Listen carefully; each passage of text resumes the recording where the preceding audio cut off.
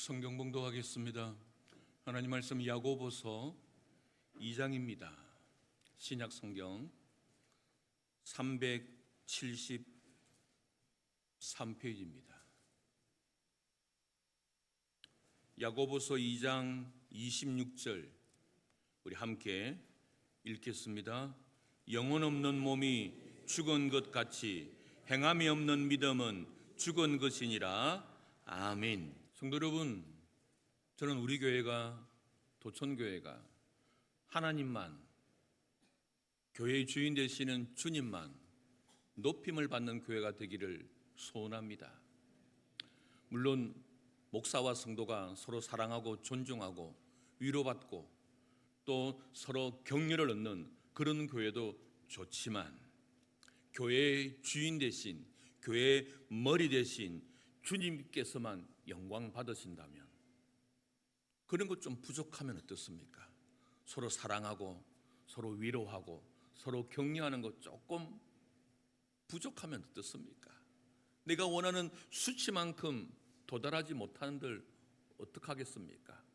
그런 것보다 하나님이 나의 유일한 구원자이시고 주님이 교회의 머리가 되셔서 그 주를 위하여 섬기고 그 하나님을 위하여 알아가고 고백하는 공동체가 된다면 나머지 조금 부족한 것들은 수용하고 받아들이고 이해할 수 있는 공동체가 정말 은혜로운 공동체가 아닐까 생각을 해봅니다. 늘 고민하는 것이 있습니다. 특별히 이번 한 주간 동안 더 많은 고민한 것이 있었습니다. 그것은 바로 예수 믿는 자의 삶은 어떠해야 하는가? 성도는 어떻게 살아야 하는가? 예수 믿는 우리가 이 세상 속에 살아갈 때에, 세상 사람들과 같이 살아갈 때에 세상 사람들에 의해서 칭찬을 받고 또 존중받고 더 나은 삶을 살면 괜찮은데, 그러하지 못하여 세상 사람들보다 더 못한 삶을 살아간다는 그런 모습을 느낄 때마다 고민합니다. 도대체 예수 믿는 자의 삶은 어떠한 삶이 되어야 될 것인가? 물론 절대적인 진리가 있습니다. 예수 그리스도로 말미암아 우리는 구원을 받습니다. 한번 구원받은 자에게는 취소가 없습니다. 우리는 행위로 구원받는 것이 아니라 은혜로 구원을 받습니다. 그런데 은혜로 구원받는 이 정확한 복음, 믿음으로 말미암아 구원받는 이 복음이 우리로 하여금 그냥 아무렇게나 살아가도 된다는 것을 보정하지는 않습니다. 은혜로 구원받고 그리스도의 십자가로 구원받는 우리지만 그 구원받았다는 이유로 우리의 삶을 아무렇게나 내동댕이 치면서 살아가도록 하나님은 허락하지 않았던 것이죠. 오늘 성경의 본문은 우리에게 이렇게 이야기합니다. 본문 26절입니다. 영혼 없는 몸이 죽은 것 같이 행함이 없는 믿음은 죽은 것이니라. 여러분, 영혼이 없는 몸이 죽은 것 같이 행함이 없는 믿음은 죽은 것이다. 다른 번역 성경에 보면요, 이렇게 표현합니다. 믿음이 있다고 하지만 행함이 없다면 죽은 믿음입니다. 믿음이 있다고 하지만, 여러분, 저는 저에게 믿음이 없다고 말하고 싶지 않습니다. 여러분과 저에게 믿음이 있습니다. 그런데 그 믿음이 죽은 믿음이냐 살아있는 믿음이냐? 죽은 믿음은 행함이 없대요. 살아있는 믿음은 행함이 있대요. 믿음의 판사께서 이런 말씀을 하셨습니다. 예수 믿는 사람이 법정에 오면 절대 화해가 없었더라. 예수 믿는 사람들이 법정에 오면 절대 화해한 것을 본 적이 없대요.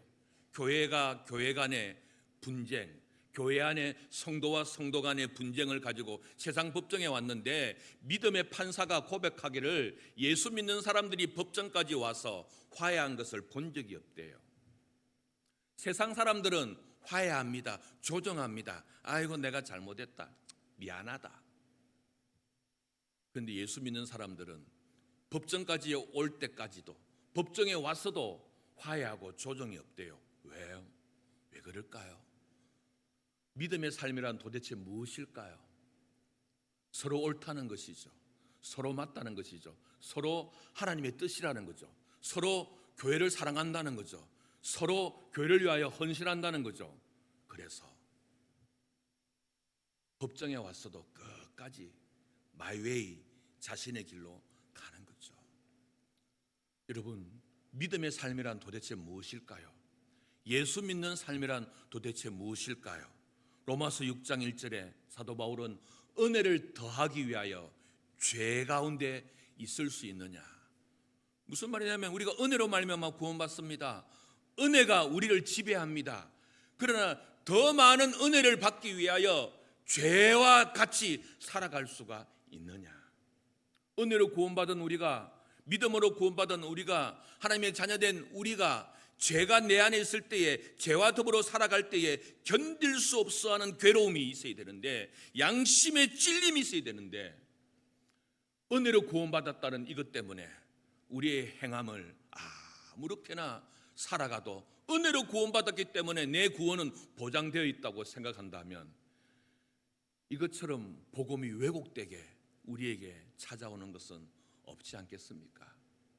성도 여러분, 오늘 본문은 우리에게 말합니다. 죽은 믿음을 가지고 살지 말고 살아있는 믿음을 가지고 살아라. 만약에 저와 여러분이 죽은 믿음의 소유자라면 살아있는 믿음으로 변화시켜야 하지 않겠습니까?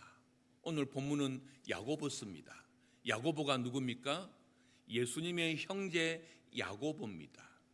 그런데 여러분이 아시겠지만 예수님의 형제들 가운데 예수님을 다 믿지 않았습니다. 선지자는 고향에서 환대를 받지 못하는 것처럼 예수님 형제들조차도 예수님을 믿지 않았습니다. 예수님의 가르침, 예수님의 기적을 믿지 않았습니다. 성경에 의해서 기록된 것을 보면 예수님의 형제는 총 몇 명? 몰라도 됩니다. 7명. 모르시죠? 예수님의 형제가 예수님을 포함해서 7명이 있습니다. 야고보와 요셉과 시몬과 유다, 그리고 성경에 나오는 누이들이니까 2명일 수도 있고 3명일 수도 있습니다. 그런데 예수님의 사역과 예수님의 가르침, 예수님의 기적을 예수님의 형제들도 믿지 않았습니다. 그런데 그 믿지 않는 형제 가운데 한 사람인 야고보였습니다. 그런데 시간이 지나 부활하신 주님을 만나고 그가 예루살렘 교회의 리더가 되고 예루살렘 공회의 그 대표자가 되고, 그리고 놀랍게도 구약의 잠언이라고 말하는 야고보서를 저술하는 기록자가 되었습니다. 어떻게 이런 일이 복음으로 말미암아 믿음을 가지게 된 것입니다. 복음으로 말미암아 사람이 바뀌어지게 된 것입니다.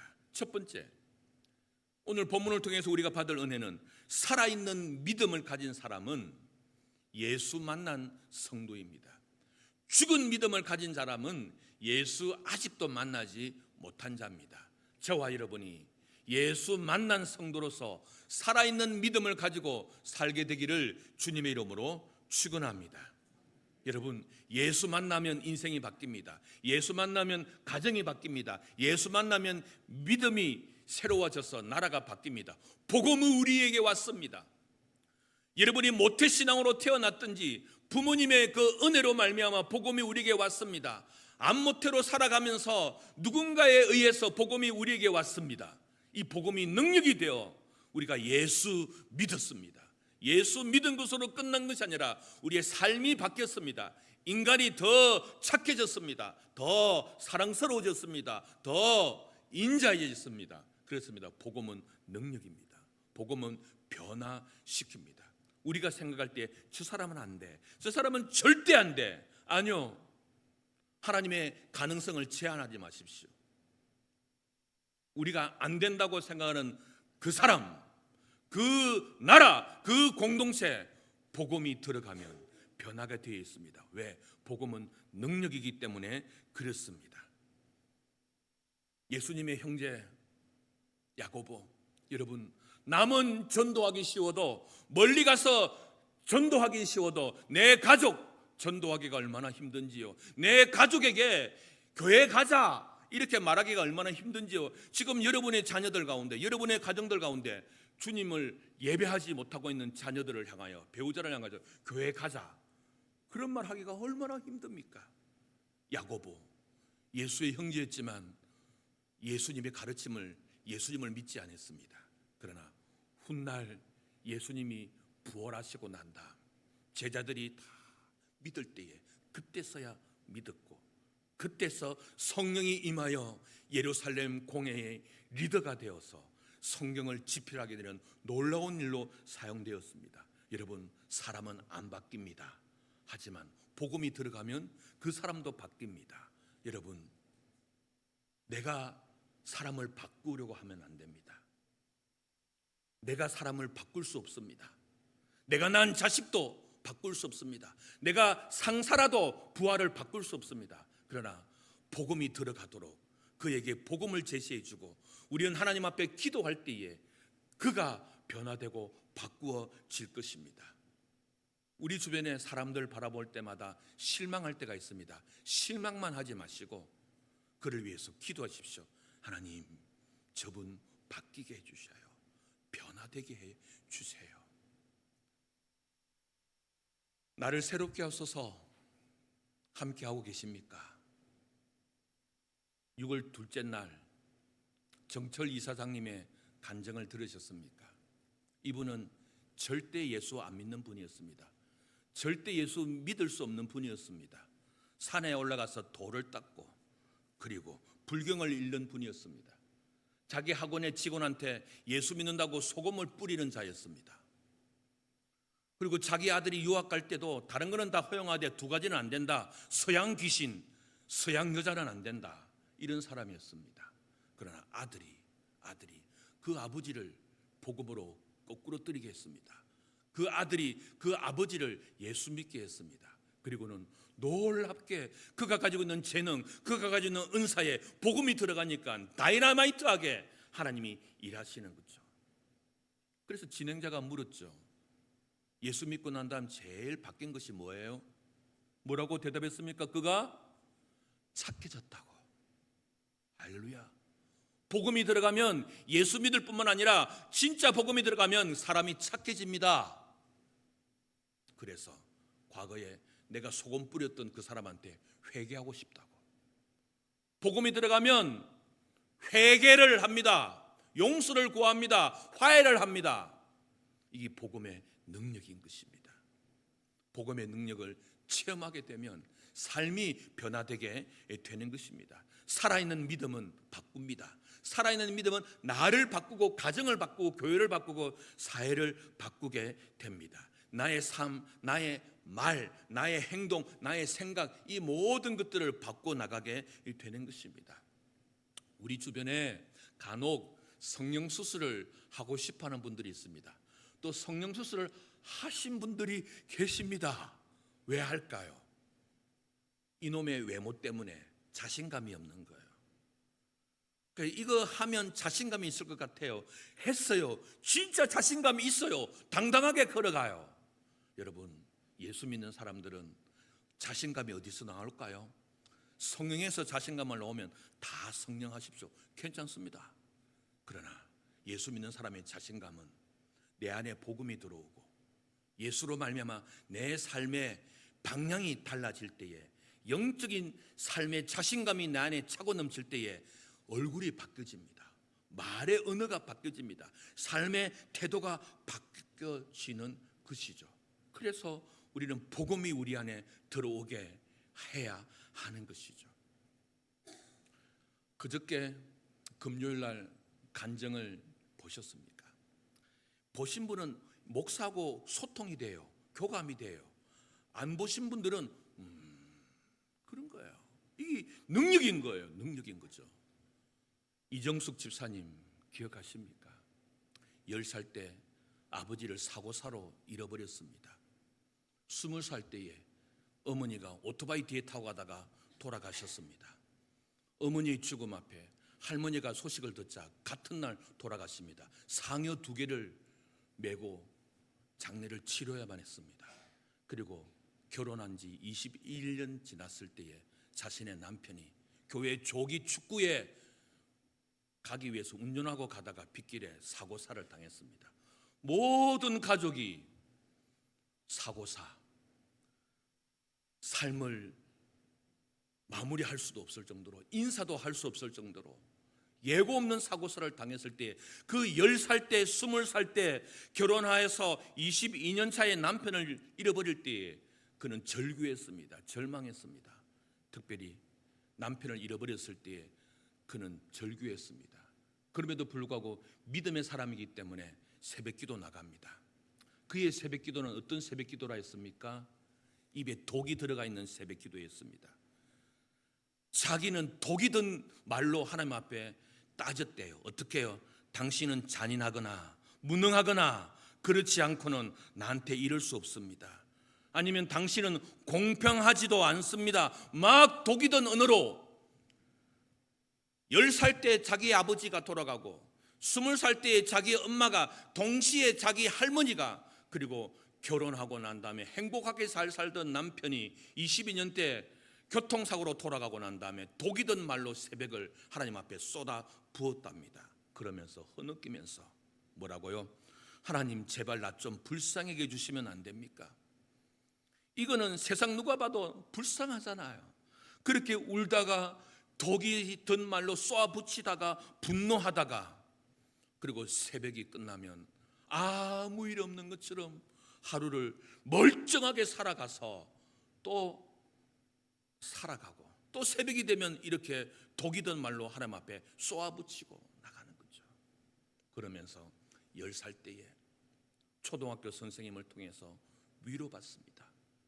부모의 죽음 앞에 모든 사람들은 금기가 되었습니다. 10살 된 딸이 아버지의 죽음, 아버지란 말을 꺼내지 못하고 흐느끼고 있을 때에 그 초등학교 선생님이, 아가, 나도 너만할 때에 아버지를 잃었었어. 그 말에 눈 녹듯 모든 슬픔이 위로가 변하게 되고, 20살 때에 남편이 죽었을 때에 하나님이 하나님의 사람들을 통하여 온 손을 녹여주시는 그 위로를 경험하게 되는 것입니다. 복음이 이렇게 능력이 있습니다. 복음을 받아들였을 때에 수많은 상처를 가졌으나 이 상처가 상처로 끝나는 게 아니라 다른 사람을 위로할 수 있는 상처가 되고, 내 상처를 보고 다른 사람들이 힘을 얻게 되는 이 놀라운 일에 한 왜소한 여인이 쓰임받고 있는 것이죠. 말씀을 마무리하겠습니다. 성도 여러분, 예수 믿는 것, 믿음으로 살아가는 것입니다.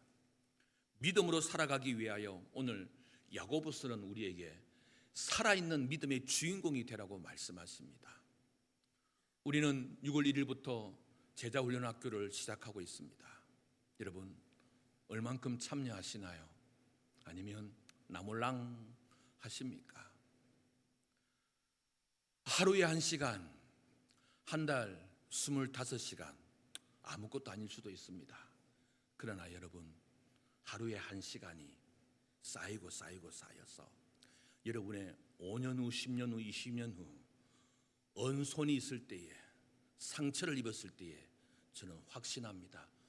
한 달 동안 이 새롭게 하소서의 간증을 통하여 내가 새로워진 사람들은 지금은 별반 차이가 없겠지만 하루가 지나고 일주일이 지나고 한 달이 지나고 1년이 지나고 10년이 지날 때 여러분은 변함없이 흔들림이 없는 하나님의 사람들이 세워지고 있을 것입니다.